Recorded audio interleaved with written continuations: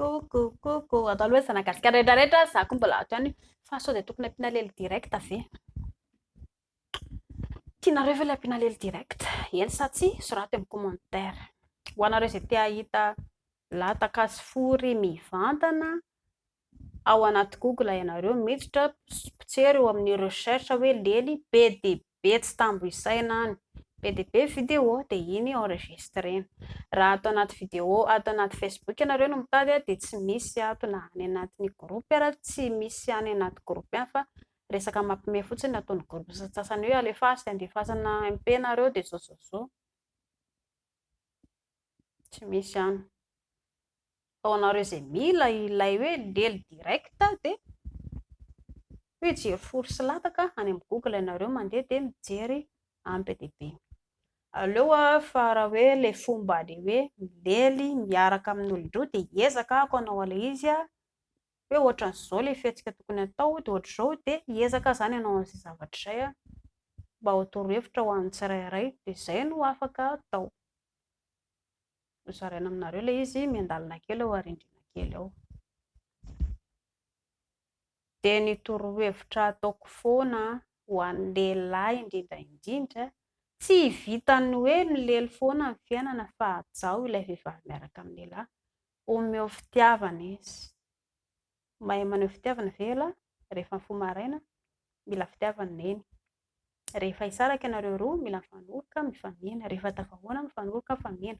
Manasa lamba neny dia andefasy message kely izy bizoky piso a.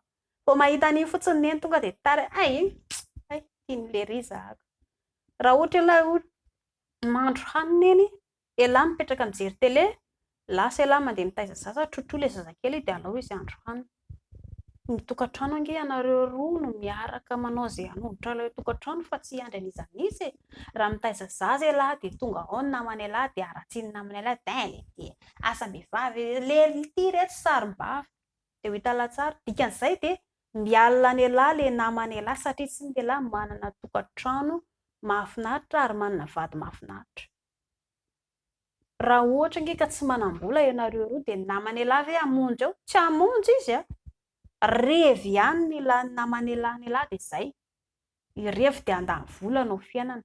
Raha marary miditra hopitaly ialahy, madama tsy maintsy andeha hivizaviza hiandry ny ialahy any. Namany ialahy nga ho avy tsy ho avy ireny. Dia izay no mbola atoroko an'ny lehilahy malagasy. Ny mahasoa jerena voalohany izay vao ny mahafinaritra. Ny tokantranon'ny lehilahy no ambony mialohan'ilay namana ary ambadika ireny.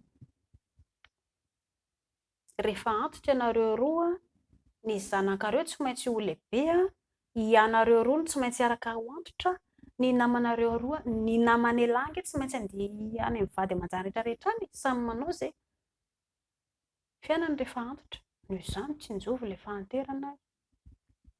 Ny vady ny araka ho antitra ny lehilahy fa tsy ilay namany ialahy. Afaka manalaza ilay miaraka amin'ny namany tsy atao be dia be.